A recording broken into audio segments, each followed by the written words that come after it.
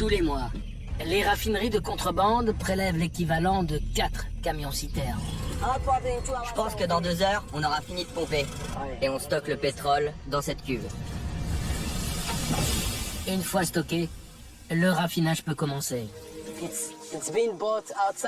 Cette essence est déjà vendue. J'attends le bateau du contrebandier qui va la transporter jusqu'à Cotonou, au Bénin. That's where it ends.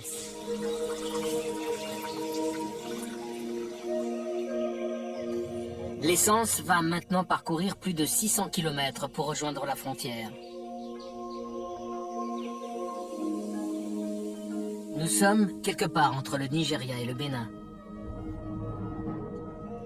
Dans ce no man's land, les trafiquants ont monté un port clandestin qui tourne à plein régime.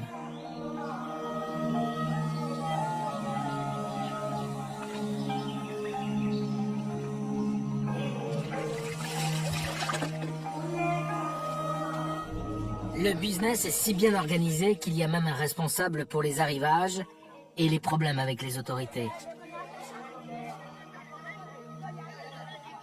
Il perçoit une commission sur chaque bidon débarqué. Et une partie de l'argent sert à acheter le silence des douaniers. Ici au Bénin, il y a beaucoup d'essence qui arrive du Nigeria, en passant par des ports clandestins comme celui-ci.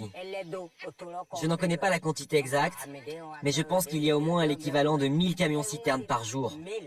Oui. Impossible de connaître l'ampleur de ce trafic.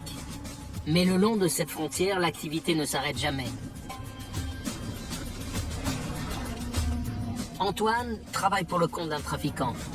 Tous les jours, il vient récupérer ses bidons d'essence.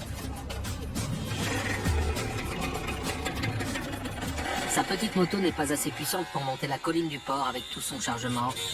Il est donc obligé de faire 2 voyages.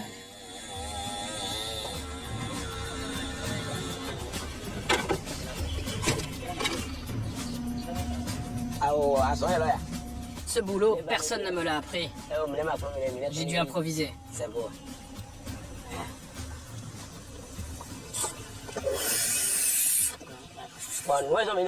Pour éviter que les bidons touchent le pot d'échappement et qu'ils explosent, je suis obligé d'aspirer l'air à l'intérieur pour les rendre le plus fins possible.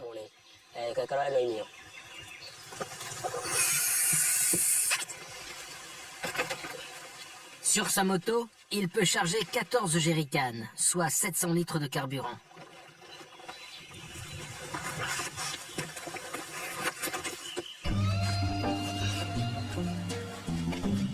L'équilibre tient du miracle.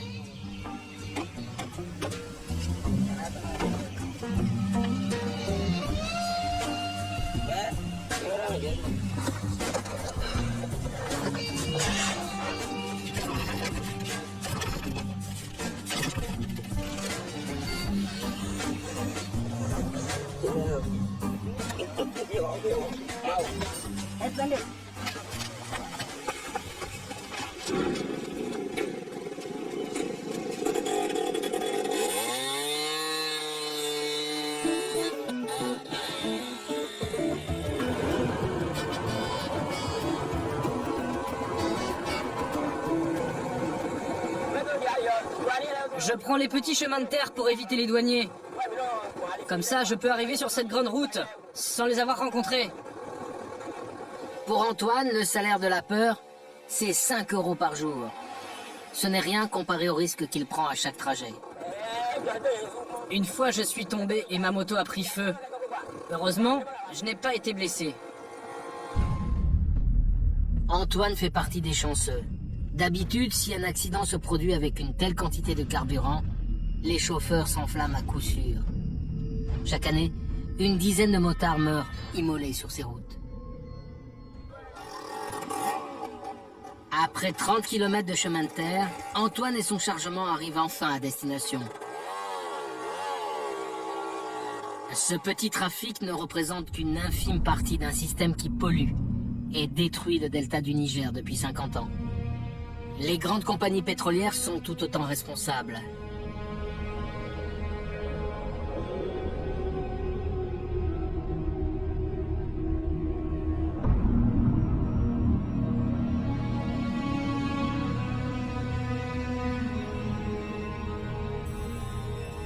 le désastre écologique causé par le brut risque de continuer encore de longues années.